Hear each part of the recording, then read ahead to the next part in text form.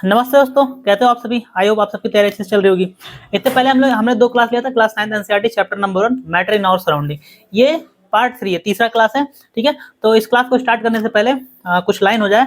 ठीक है, ऐसे भाइयों के लिए जो जिंदगी में बार-बार असफल हो रहे हैं और समाज में ऐसे कुछ तत्व होते हैं जो भौंकते रहते हैं कि तुमसे कुछ होगा नहीं, तुम कुछ कर नहीं पाओगे। तो उनसे मैं एक ही चीज कहना चाह रहा हूँ, और वो मान भी लेते हैं कि हमसे कुछ नहीं होगा। तो उनसे एक ही चीज कहना चाहता हूँ, मेरे भाई, अगर तुम्हें लगता है कि तुम्हारी जिंदगी कोई बदल सकता है तो खुद को शीशे में देखना। वो सिर्फ तुम ही हो जो खुद को बदल सकते हो। और खुद को देखना शीशे में और खुद से जरूर बोलना, वक्त आने पर सबसे ऊंचा, सबसे बड़ा और सबसे लंबा छलांग हम ही मारेंगे। और इसको ऐसे लिख लो, ठीक है। हार नहीं मानना, सफलता एक दिन जरूर मिलेगी। तुम मेहनत करते रहो, सफल एक दिन जरूर होगे। आ जाओ क्लास स्टार्ट करते हैं। ठीक है, इससे पहले क्लास में हम लोग पढ़ चुके थे इफेक्ट ऑफ टेम्परेचर, मतलब पदार्थों का जो स्टेट, कैसे अवस्था बदलता है, उस पर टेम्परेचर का क्या क्या इफेक्ट होता है। जैसे सॉलिड से लिक्विड में कैसे बदलता है, लिक्विड से गैस में कैसे बदलता है। ठीक है, इसको हम लोग डिस्कस कर चुके थे पूरा। ठीक है, अब हम लोग पढ़ेंगे प्रेशर का क्या इफेक्ट होता है। तो प्रेशर का इफेक्ट गैस पे होता है, सॉलिड लिक्विड पे नहीं होता है। ठीक है, तो effect of pressure on gas, मतलब गैस पे क्या इफेक्ट पड़ता है प्रेशर को, हम लोग उसको डिस्कस करेंगे। जैसे मान लीजिए गैस है, गैस को जब भी हम लोग प्रेशर लगाते हैं, दाब लगाते हैं, क्या लगाते हैं, दाब लगाते हैं। जब भी उस पर हम लोग प्रेशर लगाते हैं और उसका टेम्परेचर कम करते हैं, उस कंडीशन में जो गैस हमारा होता है लिक्विफाई हो जाता है, मतलब लिक्विड में कन्वर्ट हो जाता है। जैसे मान लीजिए गैस है, ठीक है, दाब लगाकर गैस को लिक्विफाई कर सकते हैं, टेम्परेचर को कम करके। इसका मतलब क्या होता है, किसी भी गैस को कंप्रेस करके, मतलब उसे प्रेशर लगा के, उसको हम लोग क्या कर सकते हैं, लिक्विड में कन्वर्ट कर सकते हैं, उसके टेम्परेचर को घटा के। ठीक है, अब अगला पॉइंट है यूनिट ऑफ प्रेशर। प्रेशर मतलब, बेटा अभी क्लास ले रहा हूँ, अभी बाद में आना। ठीक है, ठीक है, भैया लोग पढ़ रहे हैं ना। हाँ ठीक है, आप वहाँ बैठे रहो। ठीक है, तो यूनिट ऑफ प्रेशर, सॉरी भाई लोग, हमारा भतीजा था, आया था, ठीक, कुछ लेके। तो यूनिट ऑफ प्रेशर, दाब का जो प्रेशर यूनिट होता है, ऐसा यूनिट क्या होता है, पास्कल होता है। इसे हम शॉर्टकट में क्या लिखते हैं, पीए लिखते हैं। क्या लिखते हैं, पीए। अब एक एटीएम भी इसका प्रेशर होता है, जैसे एटमॉस्फेरिक प्रेशर, आप लोग नाम सुने होंगे। एटमॉस्फेयर के द्वारा, मतलब एयर के द्वारा जो प्रेशर लगता है अर्थ के सरफेस पे, उसे लोग एटमॉस्फेरिक प्रेशर बोलते हैं। अब एक एटीएम बराबर किसकी होता है, 1.01 × 10⁵ पास्कल। ये पॉइंट आप लोग को ध्यान रखना, पास्कल छोटी यूनिट होती है। ठीक है, एक एटमॉस्फेरिक प्रेशर मतलब एक एटीएम बराबर 1.01 × 10⁵ पास्कल होता है। ये आप लोग को ध्यान रखना। अब सबसे इंपॉर्टेंट पॉइंट है ड्राई आइस। ड्राई आइस होता क्या, नाम तो सुने होंगे ड्राई आइस। सॉलिड CO2 को, मतलब CO2 को अगर सॉलिडिफिकेशन कर दिया जाए, CO2 क्या होता है, हमारा गैस होता है, उसको सॉलिड में कन्वर्ट कर दिया, किसमें कन्वर्ट कर दिया जाए, सॉलिड में कन्वर्ट कर दिया जाए प्रेशर लगा के। ठीक है, तो उसी को हम लोग क्या बोलते हैं, ड्राई आइस। तो सॉलिड CO2 को हम लोग क्या बोलते हैं, ड्राई आइस बोलते हैं। तो सारे भाई लोग, ठीक है, तो ड्राई आइस किसे बोलते हैं, सॉलिड CO2 को हम लोग क्या बोलते हैं, ड्राई आइस बोलते हैं। ये पॉइंट आप लोग सिंपल सा क्वेश्चन पूछेगा, ड्राई आइस किसे बोलते हैं, सॉलिड CO2 को बोलते हैं। एक एटमॉस्फेयर, जैसे सॉलिड CO2 का, इस पे हाई प्रेशर लगा के इसको क्या किया जाता है, सॉलिड किया जाता है। लेकिन अगर इसके प्रेशर में एक एटमॉस्फेरिक प्रेशर का भी कमी किया जाएगा, अगर एक एटम, जैसे मान लीजिए 100 एटीएम प्रेशर लगाया गया, ठीक है, सॉलिड CO2 पे, अगर इसको एक एटीएम प्रेशर मतलब घटा दिया, 99 कर दिया जाए, तो ये जो सॉलिड CO2 किसमें बदल जाएगा, गैस में बदल जाएगा। एक एटमॉस्फेरिक प्रेशर को कम करे तो सॉलिड CO2 डायरेक्ट गैस में बदल जाएगा, मतलब इसका क्या हो जाएगा, सब्लिमेशन हो जाएगा, सॉलिड से डायरेक्ट गैस में कन्वर्ट हो जाएगा, लिक्विड में कन्वर्ट नहीं होगा। इसी प्रोसेस को हम लोग सब्लिमेशन या उदरपातन बोलते हैं। तो एक एटमॉस्फेरिक प्रेशर को कम करें तो सॉलिड CO2 में सॉलिड CO2 डायरेक्ट गैस में कन्वर्ट हो जाएगा। ठीक है, ये पॉइंट आप लोग को ध्यान रखना। अब अगला सबसे इंपॉर्टेंट पॉइंट है वेपोराइजेशन, इवापोरेशन और ट्रांसपायरेशन। बच्चे बहुत कंफ्यूज रहते हैं, होता क्या। ठीक है, तीनों में सेम प्रोसेस होता है, लिक्विड अपने गैस स्टेट में बदलता है। ठीक है, वेपोराइजेशन को हिंदी में बोलते हैं वाष्पीकरण, इवापोरेशन को बोलते हैं वाष्पन, और ट्रांसपायरेशन को बोलते हैं वाष्पोत्सर्जन। ये ट्रांसपायरेशन प्लांट्स में होता है, किसमें होता है, पौधों में होता है। ये आप लोग को ध्यान रखना है। अब देखते हैं वाष्पीकरण, वेपोराइजेशन क्या होता है, इवापोरेशन क्या होता है। वेपोराइजेशन क्या होता है, लिक्विड का उसके गैसियत स्टेट में बदल जाना एट बॉइलिंग पॉइंट। किस पे, ये पॉइंट आप लोग को ध्यान रखना है, मतलब उसके क्वथनांक पे, किसी मतलब किसी, जैसे माने पानी है, पानी का बॉइलिंग पॉइंट क्या होता है, 100 डिग्री सेल्सियस। अब पानी का 100 डिग्री सेल्सियस पे उस पानी का वेपर में कन्वर्ट हो जाना, गैस में कन्वर्ट हो जाना, क्या कहलाएगा, वेपोराइजेशन कहलाएगा। ठीक है, तो लिक्विड से गैस में बदलना एट बॉइलिंग पॉइंट, उसके क्वथनांक पे, उसके बॉइलिंग पॉइंट, उसको हम लोग बोलते हैं वेपोराइजेशन। इवापोरेशन क्या होता है, लिक्विड इसमें भी गैस में बदलता है लेकिन बिलो बॉइलिंग पॉइंट, मतलब जैसे पानी 100 डिग्री सेल्सियस पे उबल रहा है, ठीक है, भाप में कन्वर्ट हो रहा है, तो उसको हम लोग इवेपोराइजेशन बोलेंगे। लेकिन पानी जो होता है, अगर 100 डिग्री सेल्सियस के नीचे ही पानी भाप बन जा रहा है, तो उसको हम लोग क्या बोलते हैं, इवेपोरेशन। जैसे मान लीजिए कपड़ा सुखाते हैं, तो कपड़े, धूप तो इतना टेम्परेचर होता नहीं 100 डिग्री सेल्सियस, तो कपड़े में तो पानी है, पानी कैसे उड़ गया, पानी उड़ गया मतलब वेपर बदल गया, तभी तो सूख गया कपड़ा। तो उस कंडीशन में क्या टेम्परेचर 100 डिग्री सेल्सियस था, नहीं, टेम्परेचर कम था, बॉइलिंग पॉइंट के नीचे था। इस प्रोसेस को हम लोग बोलते हैं इवापोरेशन। क्या बोलते हैं? इवापोरेशन। लिक्विड गैस में बदल जाना बिलो बॉइलिंग पॉइंट क्वथनांक के नीचे, उसको हम लोग बोलते हैं इवापोरेशन। अब देखते हैं ट्रांसपैरेशन, वाष्पोत्सर्जन किसे बोलते हैं? ये प्लांट्स में होता है। इसमें भी जो एक्सेस मात्रा में, जो अतिरिक्त मात्रा में पानी होता है, उसको पेड़ पौधे किसमें बदल देते हैं? वेपर में बदल देते हैं। और किसके द्वारा? स्टोमेटा के द्वारा, जिसे लोग रंध्र बोलते हैं। क्या बोलते हैं? पत्तियों में छोटे छोटे छिद्र होते हैं, इसे हम लोग क्या बोलते हैं? स्टोमेटा, रंध्र बोलते हैं। यही क्या करते हैं? गैसों का विनिमय का काम करते हैं। तो पानी का भाप में बदल देना स्टोमेटा के द्वारा, उसको हम लोग क्या बोलते हैं? ट्रांसपैरेशन बोलते हैं। कोई दिक्कत? अब देखते हैं थोड़ा डिटेल से इवापोरेशन क्या होता है। इवापोरेशन जिसे हम लोग हिंदी में वाष्पन बोलते हैं। लिक्विड का गैस में बदलना बॉइलिंग पॉइंट के नीचे, इसे हम लोग क्या बोलते हैं? इवापोरेशन बोलते हैं। और ये एक सरफेस फेनोमेना है, मतलब सतह की घटना। सरफेस फेनोमेना मतलब क्या होता है? जैसे देखिए, जो सरफेस पे जैसे कुछ कण है, पानी के कुछ लिक्विड है, उसे पार्टिकल जो है किस पे है? सरफेस पे। तो सरफेस पे जो लिक्विड है, उनका काइनेटिक एनर्जी बढ़ जाएगा। और काइनेटिक एनर्जी बढ़ने, पढ़ाने दो, अभी थोड़ी देर हम लोग चलेंगे घूमने अभी। सॉरी यार भाई लोग, भतीजा और मेरे भतीजे दोनों लोग आ चुके हैं क्लास में, ठीक है। तो देखो, सरफेस फेनोमेना क्या होता है? इसके जो पार्टिकल, मतलब सरफेस पे जो पार्टिकल होते हैं, वो उनका काइनेटिक एनर्जी बढ़ जाता है, जिससे वो क्या होते हैं? अपने ऊर्जा को लेके उड़ जाते हैं। क्या हो जाते हैं? उड़ जाते हैं। मतलब जो सरफेस पे पार्टिकल होते हैं, वही इसमें पार्टिसिपेट करते हैं, इसलिए इसको सरफेस फेनोमेना बोलते हैं।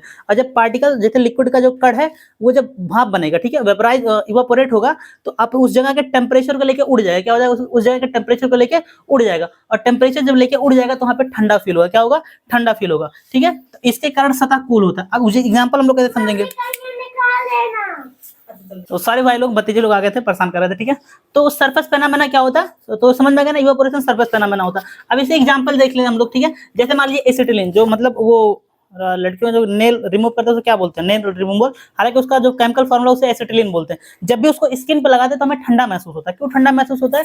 क्योंकि जैसे एसिटिलीन को हम लोग स्किन पे लगाते हैं, उस कंडीशन में वो इवापोरेट हो जाता है। और इवापोरेट होगा तो उस सरफेस का जो टेम्परेचर होगा, उसको लेके उड़ जाएगा। क्या हो जाएगा? उड़ जाएगा। तो उड़ जाएगा, तो यहाँ पे ठंडा नहीं महसूस होगा। जैसे इत्र, सेंट होता है, सेंट को भी हाथ में मारते हैं तो ठंडा महसूस होता है। जैसे पसीना हम लोगों को खूब हुआ रहता है, तो पसीना सूखने के बाद हमें ठंडा महसूस होता है। किसके कारण? इवापोरेशन। इसका एग्जांपल हम लोग दे सकते हैं, धूप में कपड़े सुखाना, किसका एग्जांपल? इवापोरेशन का। गीले बालों को सुखाना, ये इसी का एग्जांपल है। गर्मियों में मिट्टी के घड़े को रखना और पानी ठंडा हो जाना, मतलब गर्मी के टाइम में जब घड़े को हम लोग रखते हैं पानी, तो पानी ठंडा हो जाता है। क्यों? क्योंकि उससे पानी क्या होता है? सरफेस पे आके उड़ जाता है, और टेम्परेचर को लेके उड़ जाएगा हीट को, तो घड़ा क्या होता है? ठंडा हो जाता है घड़े का पानी। अब देखिए एग्जांपल मैंने सारा इसमें नोट्स में लिखा, पीडीएफ दे दूंगा, आप लोग सारे नोट्स पढ़ लेना, ठीक है। इसमें पसीने सूखने के बाद ठंडा महसूस होना, गर्मी में जमीन पर छिड़कने के बाद जमीन में क्या होता है? ठंडा होना, किसके कारण होता है? इवापोरेशन होता है, ठीक है। नेल पेंट, जिसे हम लोग क्या बोलते हैं? नेल पेंट रिमूवल, एसिटिलीन होता है, ठीक है। या सेंट को लगाने के बाद वाष्पीकरण हो जाता है, ठीक है, जिससे हमें ठंडा महसूस होता है। तो देखते हैं गर्मी के टाइम में कुत्ते अपने जीभ मतलब बाहर निकाल के रहते हैं, ठीक है। तो किस लिए? इवापोरेशन के लिए, ताकि उसमें उनके जीभ से जो पानी होगा, वाटर होगा, इवापोरेट होगा, और सरफेस का हीट लेके उड़ जाएगा, उन्हें ठंडा महसूस होगा। तो ये सारी चीजें किसके लिए? इवापोरेशन का यहाँ पे एग्जांपल है, आप लोग देख सकते हैं, ठीक है। नोट में रहेगा, आप लोग देख लेना इसमें, ठीक है। अब देखते हैं फैक्टर अफेक्टिंग इवापोरेशन, सबसे मोस्ट इंपॉर्टेंट कि इवापोरेशन इसको वाष्पन को कौन कौन से कारक इफेक्ट करते हैं, ठीक है।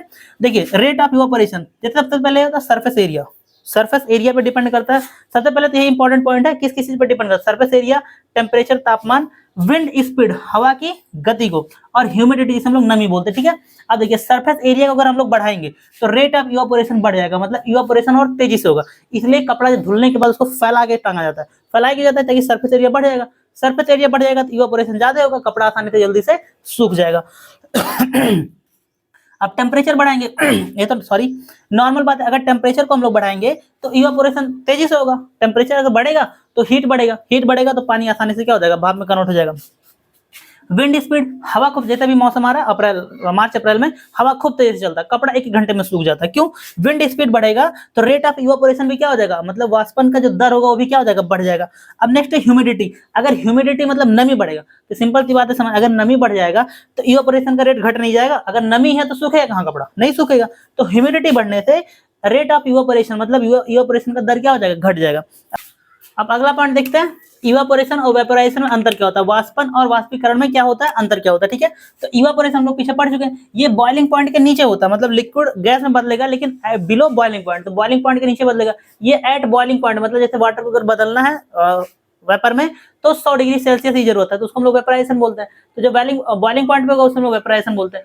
इवापोरेशन एक सरफेस फेनोमेना, हम लोग पीछे डिस्कस कर चुके हैं, क्योंकि जो सरफेस के कण होते हैं, जो सरफेस पे जो कण रहते हैं वही इसमें पार्टिसिपेट करते हैं, पूरा नहीं पार्टिसिपेट करते हैं। और वेपराइजेशन हमारा क्या होता है, बल्क फेनोमेना। बल्क फेनोमेना मतलब होता है, जैसे मान लीजिए भगोने में लोग पानी उबाल रहे हैं, तो उसमें जितने पार्टिकल है, जितने भी कण वो सब के सब पार्टिसिपेट करेंगे, इसलिए उसको हम लोग क्या बोलते हैं, बल्क फेनोमेना। बल्क मतलब एक ग्रुप में जब हम लोग पार्टिसिपेट करते उसको बल्क बोलते हैं, ठीक है। तो वेपराइजेशन क्या होता है हमारा, बल्क फेनोमेना, जबकि इवापोरेशन जो होता है हमारा सरफेस फेनोमेना। अब इसमें देखते हैं इवापोरेशन में टेम्परेचर को कम करता है, जैसे जब हीट लेके वहां से उड़ जाएगा तो टेम्परेचर कम नहीं करेगा, तो टेम्परेचर को कम करता है। इसमें टेम्परेचर कम हो भी सकता है या फिर कांस्टेंट भी रहेगा, या हो सकता है ना भी कन्वर्ट हो, ठीक है। और टेम्परेचर कम भी हो सकता है और नहीं भी हो सकता है। नेक्स्ट है ऊष्मा स्रोत की नीड नहीं होती है, मतलब इसमें अलग से ऊष्मा देने की जरूरत नहीं होती। जैसे कपड़े हम लोग सुखा रहे होते हैं तो हमें अलग से नहीं, मतलब जो नेचर में उपस्थित होता है उसी से क्या होता है, इवापोरेशन होता रहता है। लेकिन वेपराइजेशन के लिए हमें हो सकता है देना भी पड़े और हो सकता है ना भी जरूरत पड़े। तो ये आप लोगों को पॉइंट, इवापोरेशन और वेपराइजेशन में अंतर हो गया, ये आप लोग को ध्यान रखना, ठीक है। अब देखते हैं अगला, यूनिट इकाई। एनसीईआरटी के लास्ट पेज पे दिया यूनिट इकाई। इकाई क्या होता है, किसी भी भौतिक राशि, किसी भी फिजिकल क्वांटिटी को मेजर करने के लिए, प्रदर्शित करने के लिए, बताने के लिए ये कौन सी फिजिकल क्वांटिटी, उसे किस चीज की जरूरत होती है, इकाई, जिसे हम लोग क्या बोलते हैं, यूनिट्स बोलते हैं। जैसे मान लीजिए द्रव्यमान हो गया, द्रव्यमान को अगर हमें रिप्रेजेंट करना है तो किलोग्राम, मतलब उसमें ग्राम यूज होगा। अब kilogram, hectogram, decagram, milligram, centigram, decigram, anything कुछ भी हो सकता है, ठीक है। तो हम लोग समझ जाएंगे कि मास की बात चल रही है, द्रव्यमान की बात चल रहा है, ठीक है। अब इसमें हम लोग आगे पढ़ेंगे जब फिजिक्स वाला चैप्टर, तो वहाँ पे लोग डिटेल से पढ़ेंगे। 7 बेसिक यूनिट होते हैं और 2 कॉम्प्लीमेंट्री होते हैं, ठीक है। तो वहाँ पे लोग डिस्कस करेंगे, ठीक है। अब देखिए यहाँ पे हम लोग लिखे फिजिकल क्वांटिटी, इसका यूनिट क्या होता है और सिंबल क्या होता है। जैसे तापमान, ताप को हम लोग क्या बोलते हैं, टेम्परेचर बोलते हैं। टेम्परेचर का एसआई, ये एसआई यूनिट लिखा हुआ सबका, एसआई यूनिट क्या होता है, केल्विन। जैसे सिंबल क्या होता है, के होता है। लंबाई जिसे हम लोग दूरी बोलते हैं, इसका यूनिट क्या होता है, मीटर। इसे शॉर्टकट में क्या बोलते हैं, सिंबल एम होता है। द्रव्यमान जिसे हम लोग मास बोलते हैं, इसका यूनिट क्या होता है, किलोग्राम होता है, और इसका सिंबल क्या होता है, केजी होता है। अगला है भार। देखिए ध्यान रखेंगे, द्रव्यमान और भार में अंतर होता है, मास और वेट में अंतर होता है, हम लोग इसको डिटेल से पढ़ेंगे। द्रव्यमान क्या होता है, किसी भी सबस्टेंस में कितनी क्वांटिटी उसकी प्रेजेंट है, और जबकि भार क्या होता है, एक फोर्स होता है जो अर्थ के द्वारा उस ऑब्जेक्ट पर लगता है अपनी तरफ खींचने के लिए, उसे हम लोग क्या बोलते हैं, वेट बोलते हैं, भार बोलते हैं। तो ये एक तरह का फोर्स होता है, ठीक है, जिसका यूनिट क्या होता है, न्यूटन, और इसका सिंबल क्या होता है, नियन होता है, ठीक है। नेक्स्ट आयतन, वॉल्यूम। वॉल्यूम का यूनिट क्या होता है, क्यूबिक मीटर, ठीक है, या मीटर क्यूब। इसको हम लोग क्या लिखते हैं, मीटर क्यूब लिखते हैं। घनत्व जिसे हम लोग डेंसिटी बोलते हैं, इसका यूनिट क्या होता है, किलोग्राम पर मीटर क्यूब। फार्मूला हम लोग पढ़े थे ना, डेंसिटी बराबर क्या होता है, मास पर यूनिट वॉल्यूम, तो किलोग्राम पर मीटर क्यूब। तो क्या होता है, किलोग्राम पर मीटर क्यूब। दाब जिसे हम लोग प्रेशर बोलते हैं, इसका ऐसा यूनिट पास्कल होता है, इसे हम लोग शॉर्टकट में क्या बोलते हैं, पास्कल बोलते हैं, ठीक है। अब ये एक पॉइंट एनसीईआरटी में दिया हुआ है, ठीक है। अगर मान लीजिए डिग्री सेल्सियस में कोई चीज दिया, उसको केल्विन में बदलना है, उसमें 273 जोड़ दीजिए, केल्विन में बदल जाएगा। और केल्विन दिया, उसमें 273 घटा दीजिए, किसमें बदल जाएगा, डिग्री सेल्सियस में बदल जाएगा। जैसे 27 डिग्री सेल्सियस को बदलना है केल्विन में, तो 27 में 273 जोड़ दीजिए, किसमें बदल जाएगा, 300 केल्विन में। तो इसी के साथ दोस्तों क्लास कंप्लीट होता है। इसका एक क्लास हो रहेगा, अगर आप लोग खाएंगे तो इसका जो भी एग्जाम्पलर क्वेश्चन है और जो एक्सरसाइज क्वेश्चन है उसको हम लोग कंप्लीट डिस्कस करेंगे क्लास के अंदर। अगर आप लोग कहेंगे तो ये वो वीडियो आएगा, नहीं तो कोई बात नहीं, ठीक है। और इस क्लास के पीडीएफ के लिए डिस्क्रिप्शन में टेलीग्राम कर लेंगे, आप लोग जाकर ज्वाइन कर लीजिए, वहां से पीडीएफ ले सकते हैं। और अपना सुझाव जरूर दीजिए कमेंट बॉक्स में कि क्लास आपको कैसा लग रहा है, ठीक है, ये तरीका सही है कि नहीं सही है, इसे कंटिन्यू करना चाहिए कि नहीं करना चाहिए। तो मिलते हैं अगले वीडियो में, तो बाय बाय, टेक केयर, जय हिंद, थैंक यू।